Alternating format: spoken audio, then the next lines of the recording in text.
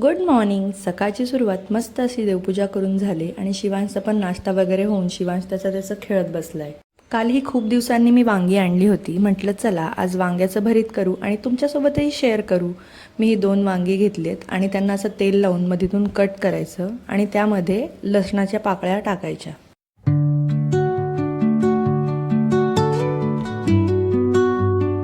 त्यानंतर ही वांगी गॅसवर भाजून घ्यायची. तुमच्याकडे जर ती जाळी असेल भाजायची तर त्यावरही ठेवू शकता आणि मी जसं ठेवले तसंही ठेवू शकता.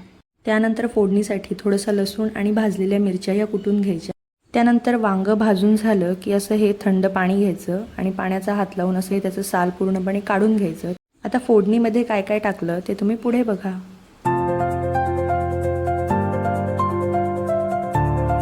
खरंच भरीत खूप टेस्टी झालं होतं. मस्त नंतर भजी तळली आणि मी पोटभर जेवण केलं. तुम्ही पण ही रेसिपी नक्की ट्राय करा आणि व्हिडिओ आवडला असेल तर नक्की लाईक करा.